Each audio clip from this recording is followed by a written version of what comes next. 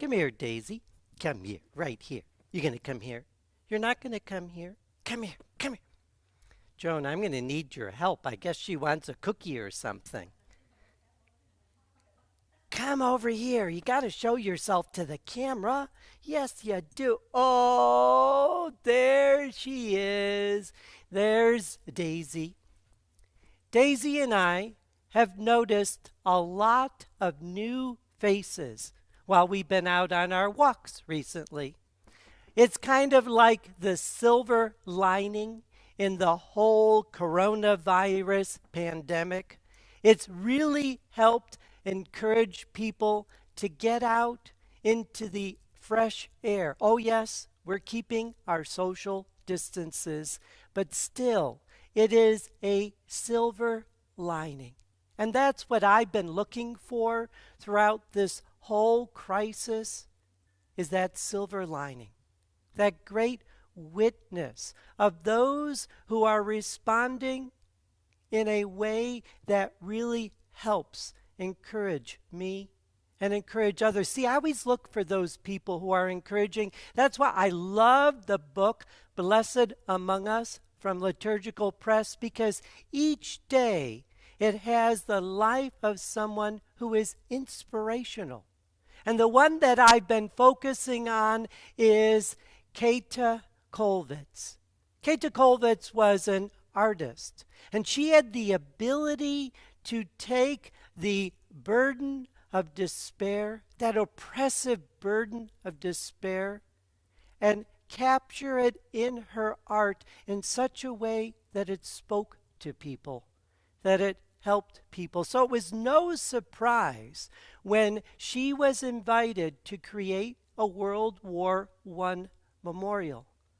But what the surprise was when the memorial was unveiled in 1932, what the memorial was. Grieving Parents, The Mourning Parents by Kathe Kollwitz. Most people were expecting of this World War I memorial, the soldiers depicted as heroes or valiant in battle. They were surprised, though, when Kathe Kollwitz's memorial was of the grieving parents. You see, her own youngest son had been killed on the front line. She said it was like a thunderbolt that hit her when that news was told to her. And how did she respond? She responded as a person of faith, for she had faith that her son was now in a better place. But the memorial, it represents her and her husband, the grief that she experienced, as her faith had told her, "Blessed are they who mourn, for they will be comforted." You see, she was helping, through her gift as an artist, to comfort those who mourn. There are many people out there who witness their faith that helps us in times of despair, like after World War I, like what we're going through right now. We just need to open our eyes to see, because the reality is we can be that person. What we need to do is we need to listen to St. Paul's letter to the Ephesians chapter 5 verse 8 through 9, where he says, "You were once darkness, but now you are light in the Lord. Live as children of light, for light produces every kind of goodness and righteousness and truth." This is a picture of Kathe Kollwitz. Nothing special if you would pass her in the crowd, and yet her light shined through her gift.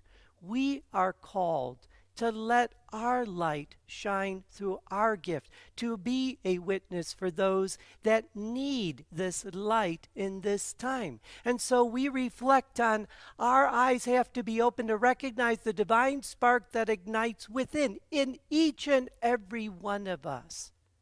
There is that divine spark. placed there by the Spirit of the living God in each and every one of us. There is that divine spark. We need to open our eyes to see this spark and then to respond to the light as your gifts allow. What are your gifts? I love one of my friends. She's been telling stories online, 7 p.m. each night. You wouldn't believe the following that she already has right now, helping parents in their time of need. What is your gift? What is that spark that needs to be ignited within you? Now is when we need to let our light shine. That's what the man born blind was able to do. Once he had an experience of the healing power of Jesus Christ in his life, he couldn't help but witness. He said, if this man were not from God, he would not be able to do anything. They answered and said to him, you were born totally in sin, and you are trying to teach us? You are trying to teach us? Can you imagine the courage it took for a man who was born blind, who had been looked down upon as being in sin, to witness to the religious leaders of that time?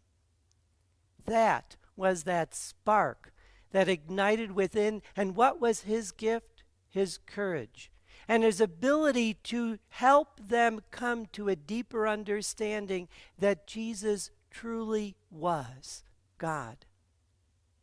So we are called to recognize that light that ignites in each one of us.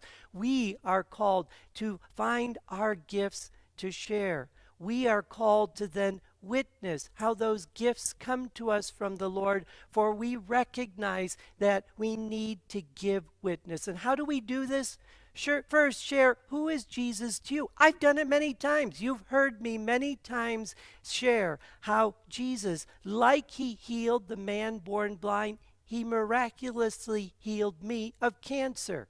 I'll never forget that day when ladies from Holy Family and Holy Trinity laid their hands on me and prayed, and I felt a great heat and warmth and a healing.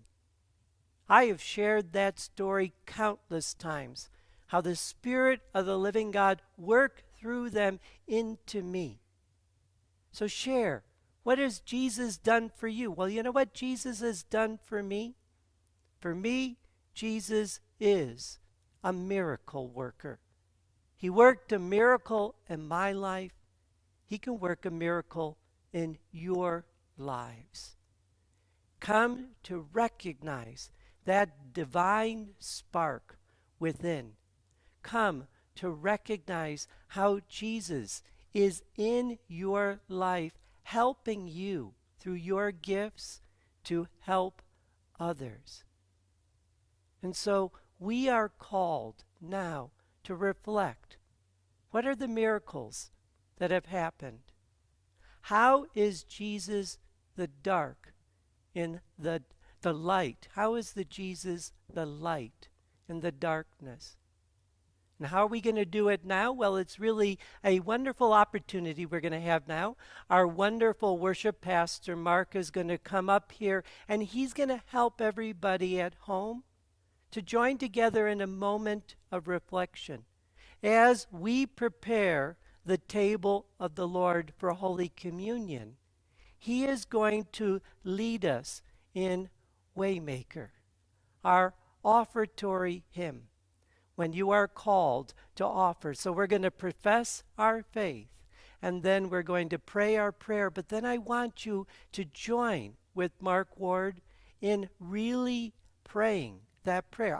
If you're alone watching this, sing it. Well, you could sing it like you sing in the shower. Sing it in your heart.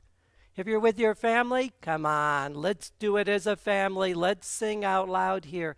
Let's truly enter into reflecting on what is the Spirit of the living God doing in each and every one of us.